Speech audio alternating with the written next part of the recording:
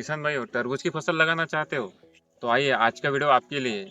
जुड़ जाइए भूमिपुत्र hi tech nursery के यूट्यूब चैनल से। आज की वीडियो के माध्यम से हम लोग आपको बताना चाहते हैं कि तरबूज की फसल में आप अच्छी फसल लेके कैसा अच्छा मुनाफा कमा सकते हो। तो किसान भाई हो, अगले 10 मिनट तक हमारे भूमिपुत्र हाईटेक नर्सरी के चैनल से जुड़े रहिए। किसान भाई हो, अभी बहुत सारे किसानों की सोयाबीन की फसल निकल चुकी है और मक्की की फसल भी निकल चुकी है। तो हमें भी जो नर्सरी में अभी कॉल आ रहे हैं तो काफ़ी किसानों का जो रहा है कि तरबूज की फसल कैसे लगाते हैं उसकी कैसी जानकारी हमें मिल सकती है।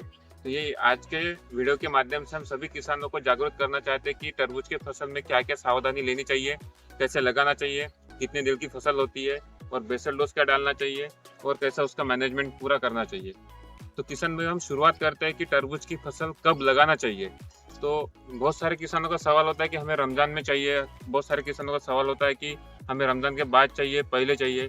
तो आप तरबूज की फसल कब लगाने के बाद आपकी फसल कब निकलेंगी, तो ये सबसे मेन मुद्दा इसमें है कि आपको वो प्लानिंग करके कितने दिन में कब लगा रहे हो तो कब निकलेगा, तो इस प्लानिंग से ही अपने को तरबूज की फसल लगाना है। तो किशन भाई, वो सबसे पहला मुद्दा जो आज की वीडियो में सबसे पहला मुद्दा जो हमारा है वो है कि तरबूज की फसल लगाने के बाद कितने दिन के बाद निकलती है। तो अगर आप इस साल 2024 ये साल जो है, इस साल जो सबसे बड़ा जो अभी त्यौहार आ रहा है जो रमजान का महीना, जिस महीने में तरबूज की फलों की खपत सबसे ज्यादा मार्केट में होती है। तो इस महीने में अगर आपको इस महीने में आपकी फसल निकलना चाहिए तो इसका प्लानिंग कब करना चाहिए।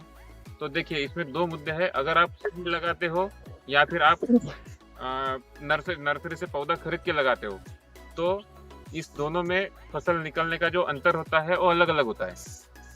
अगर आप सीड सोइंग करते हो तो आपको 85 से 90 दिन पहले इसका प्लानिंग करके आपको उसकी सीड सोइंग करना पड़ेगा।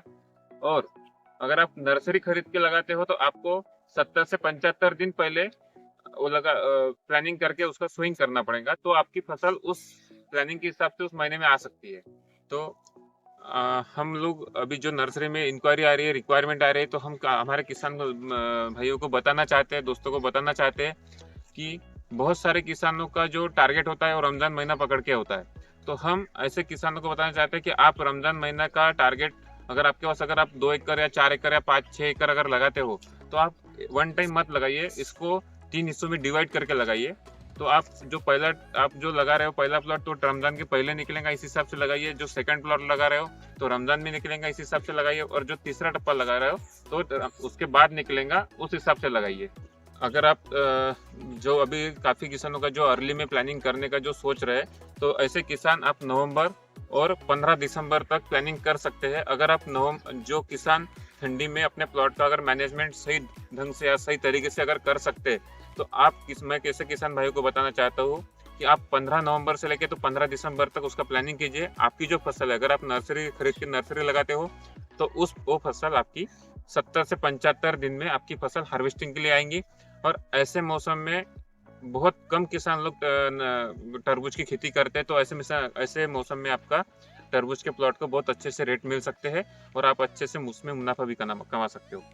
दूसरा जो प्लॉट है, अगर आपका रमजान में अगर आप प्लानिंग कर रहे हो तो रमजान में प्लानिंग करने के लिए आपको जो टारगेट करना पड़ेगा प्लांट सोइंग का, तो आपको 1 जनवरी से लेके जो अगर 5 जनवरी के बीच में या 10 जनवरी के बीच में आप अगर लगाते हो तो उस समय जो आपकी फसल है वो 65 डेज यानी 65 दिन के आसपास में आपकी फसल वो हार्वेस्टिंग के लिए तैयार होंगी।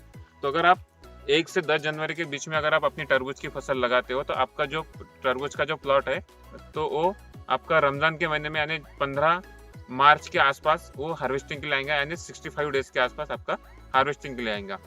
और अगर आप रमजान के बाद अगर हार्वेस्टिंग के लिए अगर प्लॉट लाना है तो आपको 15 जनवरी के बाद, यानी आप किसान भाइयों आप अपने डायरी में नोट डाउन करके रखिए। अगर आप वीडियो देख रहे हो तो आप अपने डायरी में इसको नोट डाउन करके रखिए कि आपको अगर किस मौसम में और कौन से महीने में अपने को अपना तरबूज का प्लॉट हार्वेस्टिंग के लिए लाना है, तो उस हिसाब से अपनी डेट और कब प्लांटेशन करना है और कब कितने दिन बाद निकलने वाला है, तो इस हिसाब से ही अपना वो प्लानिंग कीजिए। अगर आपको रमजान के बाद प्लानिंग करना है तो आपको 15 जनवरी के बाद वो नर्सरी टिपी करना पड़ेगा, ट्रांसप्लांट करना पड़ेगा, ताकि आपका प्लॉट रमजान महीने के बाद आपका हार्वेस्टिंग के लिए मार्केट में आए।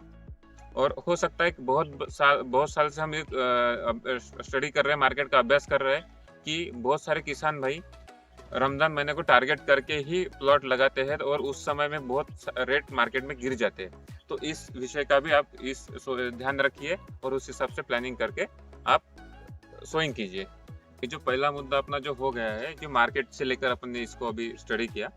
अभी जो सबसे मेन मुद्दा और जो सबसे महत्व का जो मुद्दा इस प्लॉट जो वाटरमेलन का प्लॉट के लिए है, वो है इसमें सोइंग करना। तो सोइंग करते समय किसान भाइयों को बीज लगाना चाहिए या नर्सरी से खरीद के नर्सरी लगाना चाहिए। तो ये सबसे महत्व का मुद्दा है।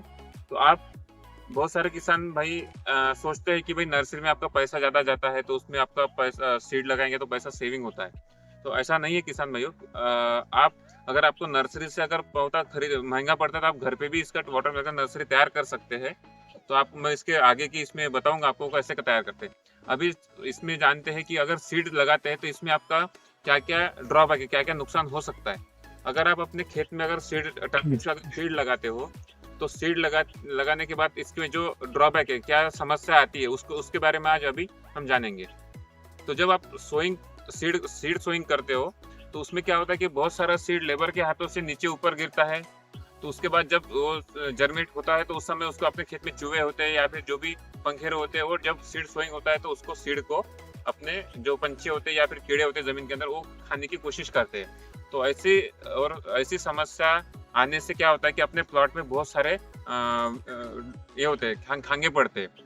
तो उसमें गैप फिलिंग के लिए अपने को वापस से नर्सरी तैयार खरीदना पड़ता है या फिर वापस से सीड सोइंग करना पड़ता है। तो ऐसी स्टेज में अपना जो प्लॉट है वो आगे पीछे होता है।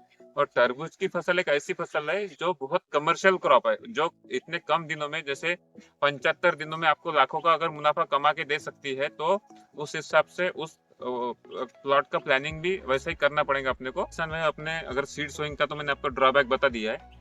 अगर आप अच्छी नर्सरी परचेस करके अगर अपने खेत में अगर उसका सोइंग करते हो, प्लांटेशन करते हो, तो उसके बेनिफिट क्या है, तो ये भी मैं आपको अभी बताऊंगा।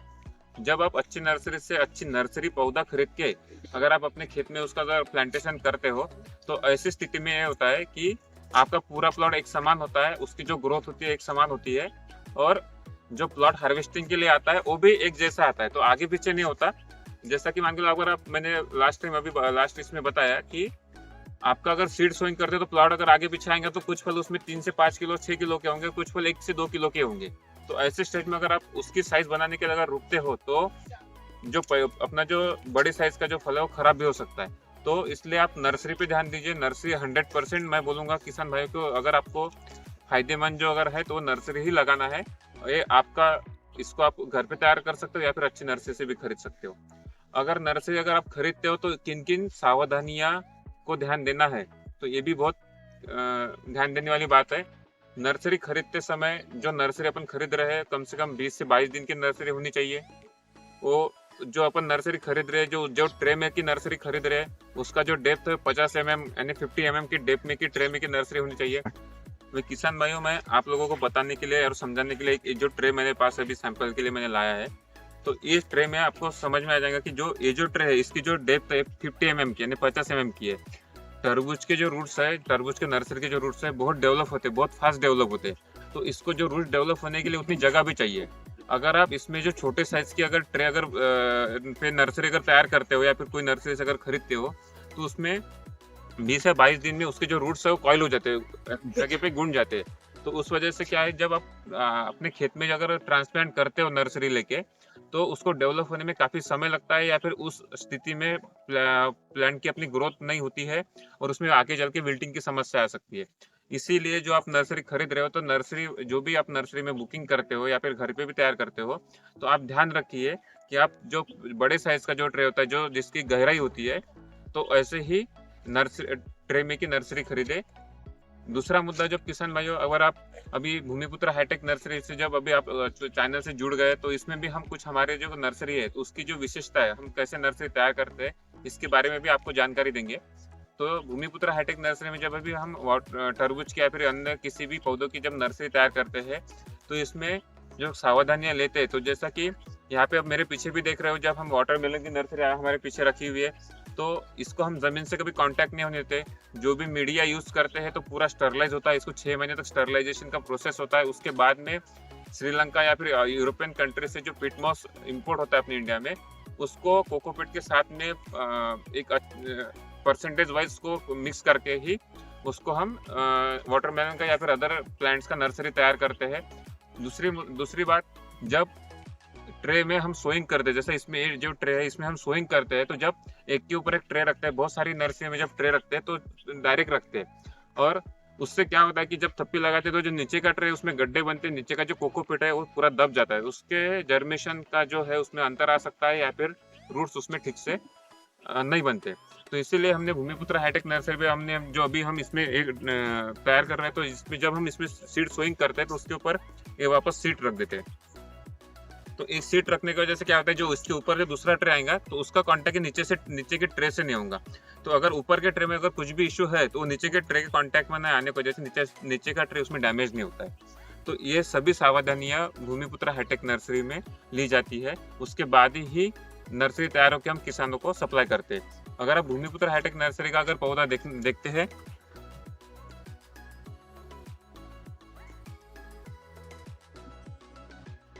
बहुत सारे किसान भाइयों को सवाल होगा कि नर्सरी कितनी बड़ी, कितने पत्तों की खरीदना चाहिए। तो अगर आप ये हमारे भूमिपुत्र हाईटेक नर्सरी का पौधा अगर देखेंगे, जो मैंने अभी आपको बताया कि जो बड़े साइज में ट्रे में नर्सरी तैयार करना है, तो ये बड़े साइज के ट्रे में जब नर्सरी तैयार करते हैं इसमें रूट्स कॉइल नहीं होते, और ये जो प्रॉपर जो 5 पत्ती की जो नर्सरी है ये आपके पास किसानों के खेत में पहुंचती है। अगर ये नर्सरी किसान भाई अपने खेत में लगाते हैं तो इसमें विल्टिंग की समस्या आने के चांसेस बहुत ही कम होते हैं। और बड़े ट्रे में नर्सरी करने का फायदा यही है कि उसमें रूट्स बहुत अच्छे से डेवलप होते हैं, और जब भी ट्रांसप्लांट करते हैं तो सभी नर्सरी एक जैसे लगती है और उसके प्लांट की ग्रोथ एक जैसी होती है, कहीं भी आपको आगे पीछे उसमें दिखाई नहीं देती। तो किसान भाई ये बात ध्यान में रखिए कि अगर आप अगर अच्छी नर्सरी ही खरीदते हैं तो उसमें भी आपका जो प्लॉट में जो उपज है उसमें भी आप बहुत ज़्यादा 10 से 15%, 20% तक अपना उपज ज़्यादा ले सकते हैं। तो किसान भाई आपको नर्सरी के बारे में भी ये सावधानियां बरतना काफ़ी महत्वपूर्ण है। अभी तक अपन ने आपका जो है नर्सरी कैसे तैयार करना चाहिए और कब लगाना चाहिए, 2 मुद्दे पे ध्यान दिया। अभी जो तीसरा है उसका और महत्व का जो मुद्दा है वो है इसका बेसल डोज। जब किसान भाइयों अपन अपने बेड तैयार करते हैं और वाटरमेलन की नर्सरी अपने प्लॉट का प्लानिंग करते हैं, तो ऐसी स्थिति में इसमें बेसल डोज क्या डालना चाहिए और कितना डालना चाहिए। बहुत सारे किसान भाई का सवाल होता है कि हम इसमें बेसल डोज नहीं डालेंगे और ड्रिप से सब खाद छोड़ेंगे। तो मैं ऐसे किसान भाइयों को अनुरोध करना चाहता हूँ कि ये तरबूज की जो फसल है बहुत कमर्शियल क्रॉप है और बहुत कम दिन की है।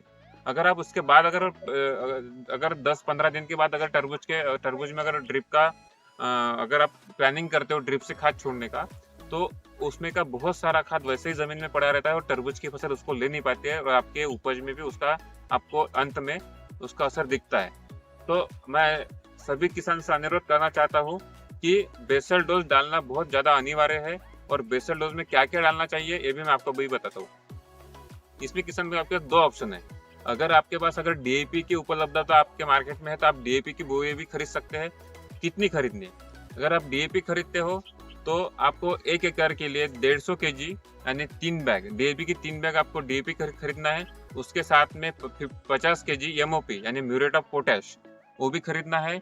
उसके साथ में 1 बैग आपकी पॉलीसल्फेट खरीदना है जो कि आईसीएल कंपनी की आती है, जिसमें कैल्शियम, मैग्नीशियम, सल्फर और पोटैश चारों भी चीजें एक साथ में होने की वजह से आपको अलग अलग मार्केट से खरीदने की दिक्कत नहीं आती है। और चौथा है सबसे महत्व का नीम खली यानी निम्बोली ढेप, जिसको हम निम्बोली ढेप भी बोलते हैं। तो इसको ये चारों को मिक्स करके आप अपने बेड पे उसको डालिए। उसके बाद आप अगर आपके पास अगर डीएपी की उपलब्धता नहीं है, आप इसके बदले में 10-26-26 भी खरीद सकते हैं। अगर आपको 10-26-26 अगर डालना है तो आपको वो भी 150 किलो यानी 3 गुनी 10-26-26 की डालना है। उसके साथ में 25 केजी आपको एमओपी डालना है यानी म्यूरेट ऑफ पोटाश डालना है। 25 केजी आपको पॉलीसल्फेट डालना है और 40 केजी आपको नीम खली डालना है।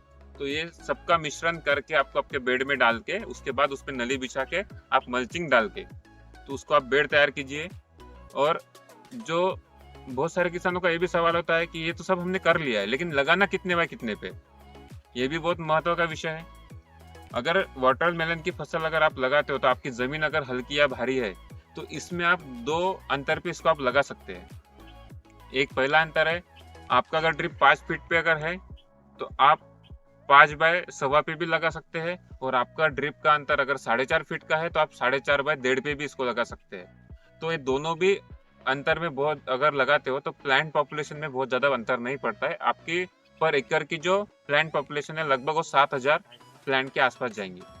तो आप अपने खेत में जो डिस्टेंस लगाना है वो 5 बाय 1.25 फीट या फिर 4.5 बाय 1.5 फीट, इस डिस्टेंस पे अपनी वाटरमेलन की फसल लगाइए, ताकि आपके जो उसमें ग्रोथ के लिए बहुत सारा स्पेस मिल सके और ज़मीन के अंदर भी रूट्स डेवलप होने में बहुत अच्छा अंतर मिल सके। और अभी अभी बात करते करते मेरे ध्यान में भी आया है कि जब मल्चिंग का विषय निकला ही है तो इसी वीडियो में आप मल्चिंग को भी आप कवर कर लेते हैं।